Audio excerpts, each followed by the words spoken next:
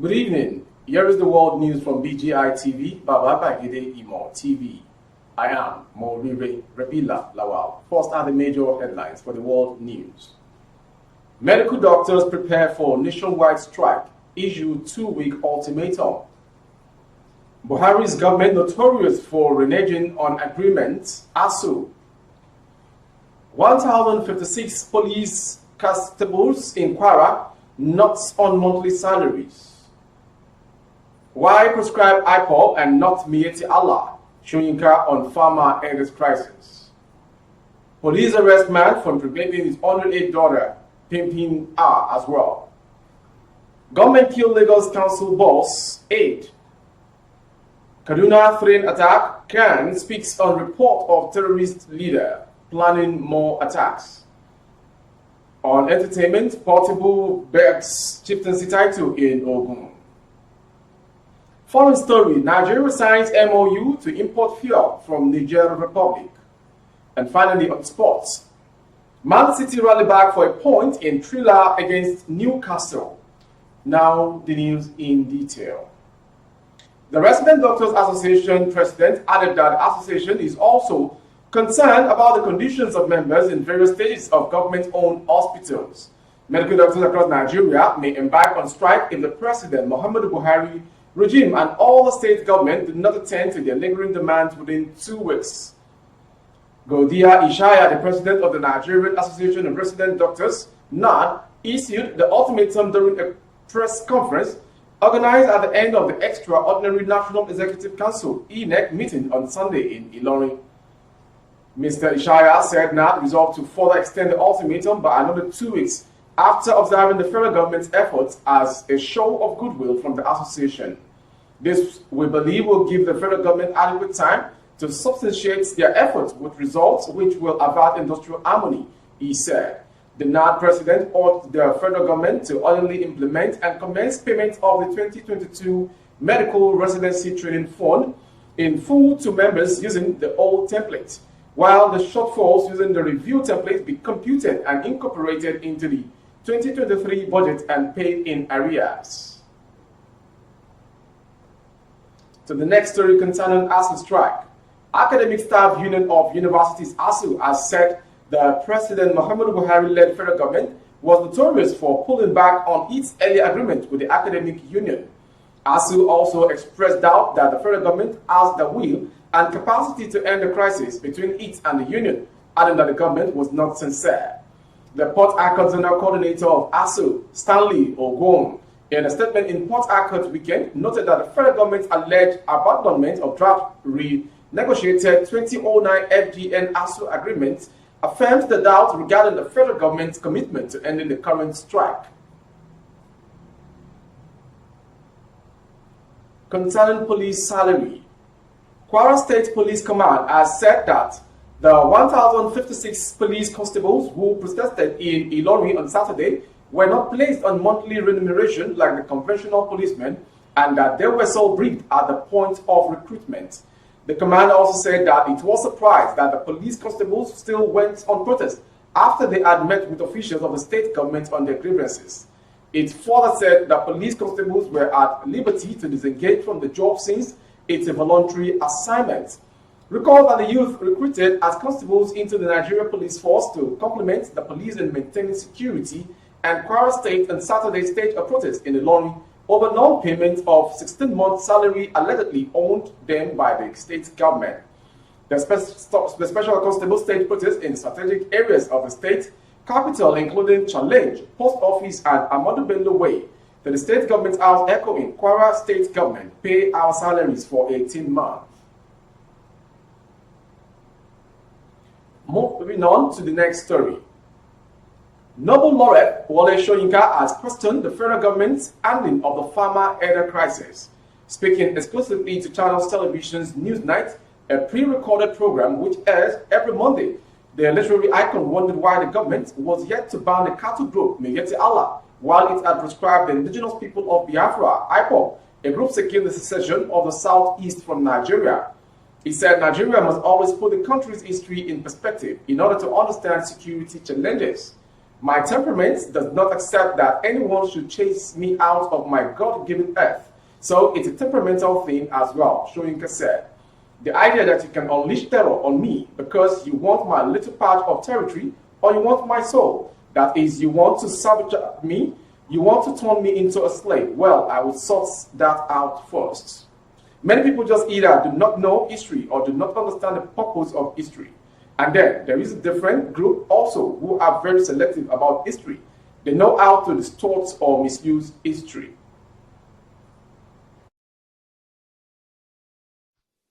And the Mayeti Allah, their spokesman, said in Borno, I think it was in Borno, said, we once ruled this place and we can take back our land anytime we want.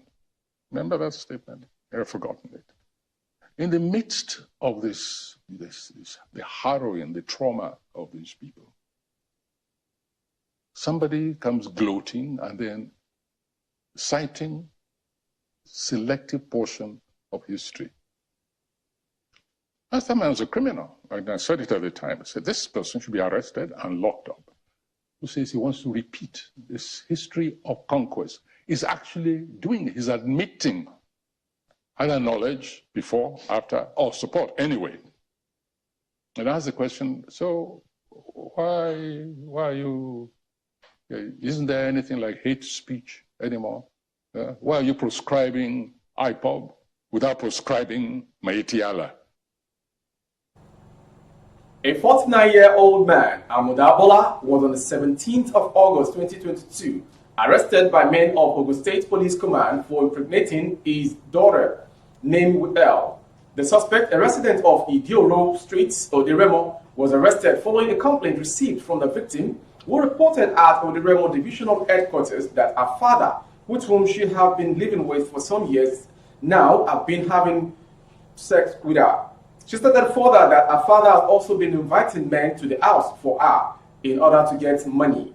Upon the report, the DPO of the Remo Division, CSP, Olayemi Fashogbo, detailed his detectives to the scene where the suspect was promptly arrested. On interrogation, the suspect, who first denied the allegation, later confessed when the victim confronted him. His confession led to the arrest of 5 others who have slept with the victim at different times on invitation of the father. The other suspects are Ahmed Ogunkoya, 30 years, Muyiwa Adeoye, 48, David Sunday Sholaja, 69, Emmanuel Olusoya, 50, and Joshua Olanino, 50. All the suspects have confessed having sex with the lady and paid money to the father. The victim, whose mother had separated from her father years back and had been living with the father, was particularly turned to prostitute by her father. The victim has insisted that it was her father who is responsible for the pregnancy, being the only person who slept with her within the period she got pregnant.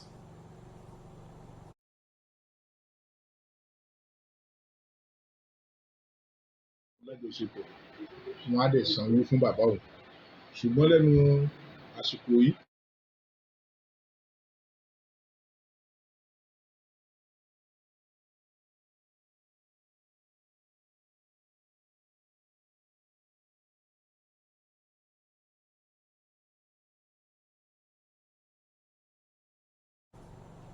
Francis Oguntolu, the chief of staff to the Oshodi Isolo local government area chairman, Kehinde Oloyede, has been shot dead by some gunmen at a party. In a statement from the media office of the LG boss on Sunday, it was revealed that Oguntolu was shot at and axed on Adeyemi Street, Oshodi, on Friday. Oguntolu died on Sunday morning from his injuries. The Lagos State Police Public Relations Officer, Benjamin Udeni, also confirmed this on Sunday. Mourning the deceased, the council chairman Oloyede said, "We have lost a loyal, jovial, and everly friendly man to the cold hands of death. The death came to us as a rude shock. We appeal to the Lagos police to unravel the cause of his death and ensure those behind the dastardly act are brought to book to serve as deterrents to those planning evil acts." Moving on to the next story on the world news this hour. Reacting to the report, Khan, in a statement on Sunday, demanded that special forces in the military and the Nigeria police force be deployed on a mission to rescue the remaining victims of the Abuja-Kaduna train attack who are still held in captivity. Khan said, "We are mindful of the alarm raised by Mr. Tukurmamu, and the situation is worrisome. Nigerian news report that the federal government is well aware of and has access to the demands of the terrorists who assaulted and abducted travelers traveling from Abuja to Kaduna. However, we found solace in the fact that the presidency recently declared that the administration has complied with all requirements. As a result, we appeal to the security services to step up the plate and free Ms. Azafar Lodge, as well as all the travelers who are currently kept in captive." Moving on to the entertainment story. Controversial singer Abib Okikiola, popularly known as Portable, has backed a chieftaincy title in his hometown in Ogun State. The singer was coronated with the chieftaincy title and he became the Amuludun of Tibo Aworiland. The excited singer, who is in a celebratory mood, posted some videos from the coronation ceremony on his Instagram page and announced to his fans that he is now a chief. From the entertainment gist, we go straight to the foreign story.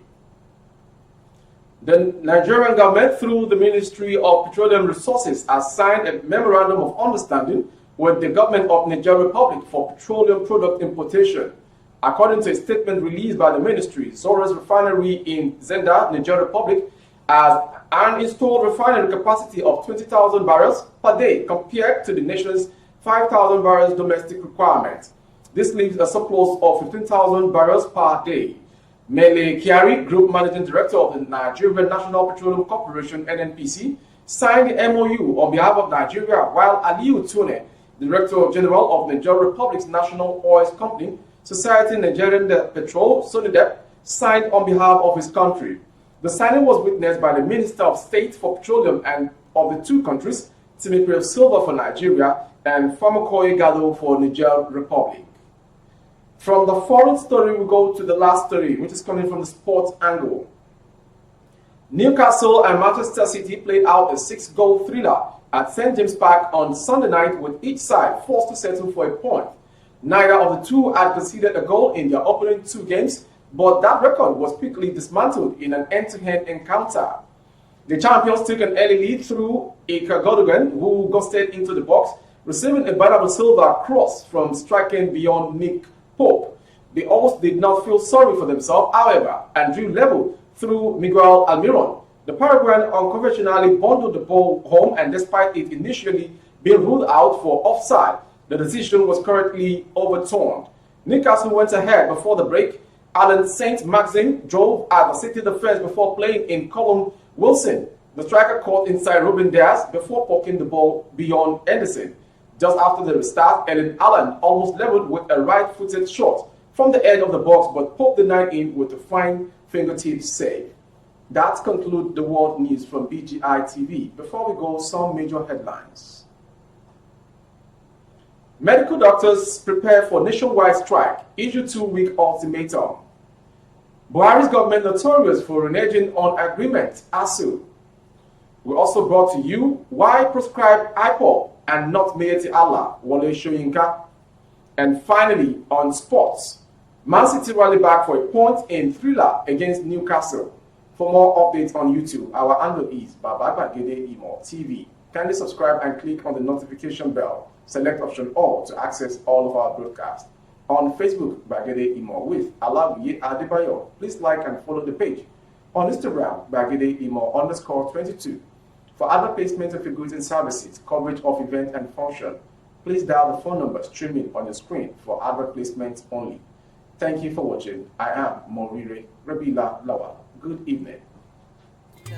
Oh, na, na, na. If you want to know what's going on in city, or you want to listen to the latest news and gist, no stress, oh, just tune to BGI TV. BGI TV, you're one in a million.